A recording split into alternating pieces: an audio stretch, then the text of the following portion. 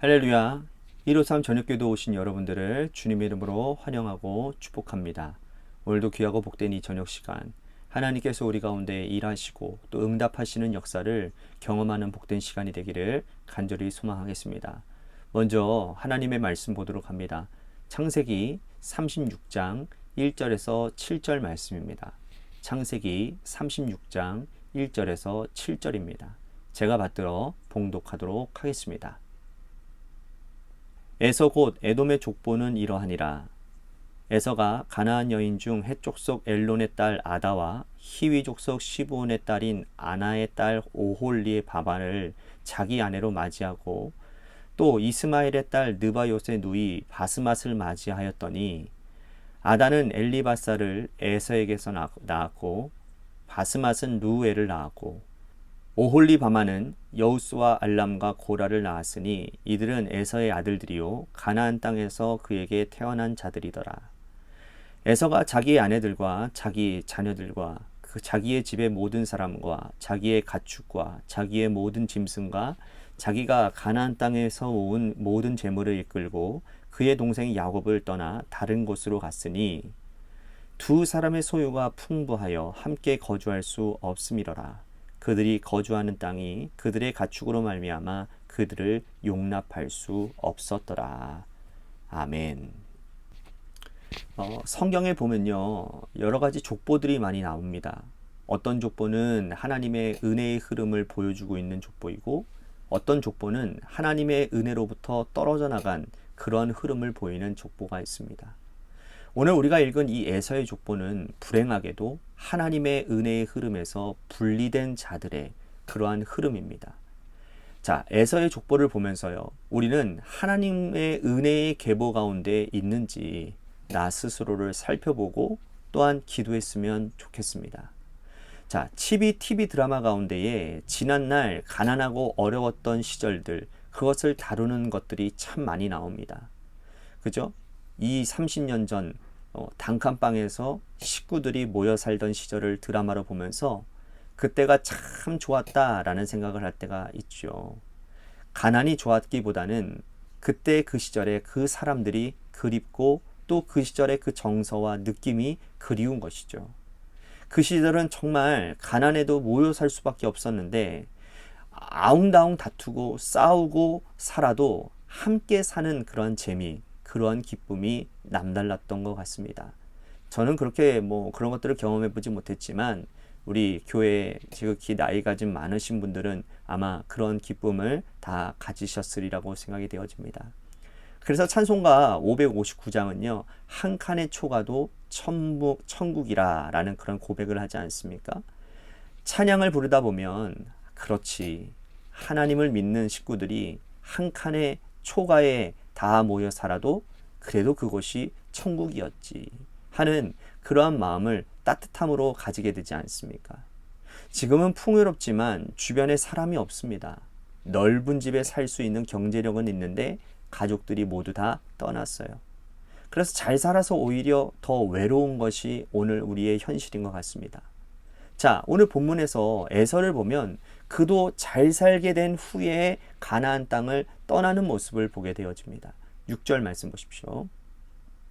에서가 자기 아내들과 자기 자녀들과 자기 집의 모든 사람과 자기 가축과 자기의 모든 짐승과 자기가 가나안 땅에서 모은 모든 재물을 이끌고 그의 동생 야곱을 떠나 다른 곳으로 갔으니. 자, 여기서 에서의 소유를 표현할 때 자기라는 이 말을 반복적으로 강조하고 있음을 보여주는 거예요. 그러니까 그의 재물은 에서의 것이라는 것을 강조하고 있는 것이죠. 하지만 에서가 약속의 땅 가나안 땅을 떠난 이유가 7절에 나오는데요. 한번 말씀을 보도록 하겠습니다. 두 사람의 소유가 풍부하여 함께 거주할 수 없음이러라. 그들이 거주하는 땅이 그들의 가축으로 말미암아 그들을 용납할 수 없었더라. 에서가 가나안 땅을 떠나게 된 이유가 뭐냐? 소유가 많아서래요. 자, 이것이 여러분 역설 아닙니까? 부자가 되었는데 함께 살 수가 없다니. 풍부해졌는데 함께 사는 게 불가능해졌다니. 장자가 받을 수 있는 물질의 복을 받지 못해서 억울하고 마음이 상해서 울었던 에서 아닙니까? 세월이 지나서 많은 물질의 축복을 받게 되었습니다. 하나님은 에서에게 물질의 복까지 빼앗지는 않으셨어요. 에서는 많은 물질을 모은 후에 여기에 있을 일이 없다라고 생각하고는 떠나버린 것이죠. 자, 에서를 보면요, 참 불쌍한 인생이다라는 생각이 듭니다. 약속의 땅 가나안 땅은 여러분 자기 조상 할아버지 아브라함 때부터 아버지 이삭까지 이르는 동안 하나님이 주시는 복과 은총으로 가득한 곳이었어요. 그는 자기의 눈으로 보았고 알고 있었습니다. 그런데 이제는 물질의 복이 생기자마자 떠나버렸어요. 그는 어리석은 사람입니다. 그는 야곱에게 이렇게 말을 해야 했습니다. 내가 장자의 명분은 잃었지만 이 땅에 남고 싶다. 약속의 땅이 얼마나 소중한지 알기 때문에 하나님께서 이 땅을 통하여 우리에게 주시는 영적인 축복이 얼마나 큰지 알기 때문에 나는 여기에 거하고 싶다. 그렇게 해야만 했다라는 것이죠. 자, 그렇게 말해야 될 이유는 뭐냐면 자기 때문이 아니라 자손들 때문이라는 거예요. 에서는 야곱의 관계에서 자존심을 상할 수도 있었습니다. 자신이 이곳을 떠나고 싶었을전정 내 자식들은 약속의 땅에 거해야 이곳에서 은혜도 받고 복도 받고 영적인 권위도 받아 누릴 수 있는 것 아니겠습니까? 자식들에게 줄 수 있는 영적 축복까지 가로채고 떠나버린 에서라는 거예요. 그는 진실로 망령된 자라고 성경은 말씀하고 있습니다. 오히려 에서는 이렇게 생각할 수도 있었을 것 같아요. 내가 여기서 모은 물질 가지고 떠나서 넓은 곳에 가서 개척하고 내 자손들을 잘 살게 해주고 싶다. 이곳에서 야곱의 자손들과 함께 부대끼며 살게 하고 싶지 않다. 아마 일견 그의 생각은 맞았어요. 오늘 본문 우리가 읽지는 않았지만 40절에서 43절에 보시면 에서의 자손들이 족장이 되는 것이 나옵니다. 제가 읽어드리도록 하겠습니다.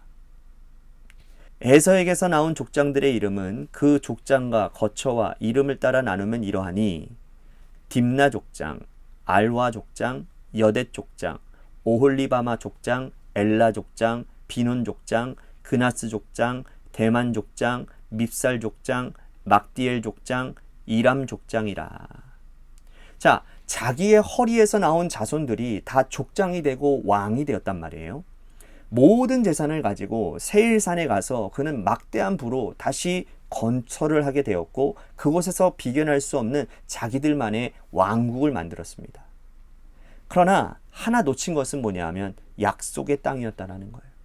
하나님의 은혜의 땅을 떠나버렸다라는 거예요. 훗날 에서의 자손은 에돔이라고 하는 족속을 이루게 되었습니다. 에돔 족속은 예수님 시대에 가면 헤롯 왕가의 피를 이어받게 됩니다. 헤롯 왕가는 에돔 족속에서 나온 왕가예요. 헤롯 왕가에서 가장 악한 왕 대헤롯이 탄생하게 됩니다. 그는 예수님께서 태어났다라는 소식을 전해준 동방박사의 이야기를 듣고 만 2세의 아이들, 2세 이하의 아이들을 다 죽였습니다.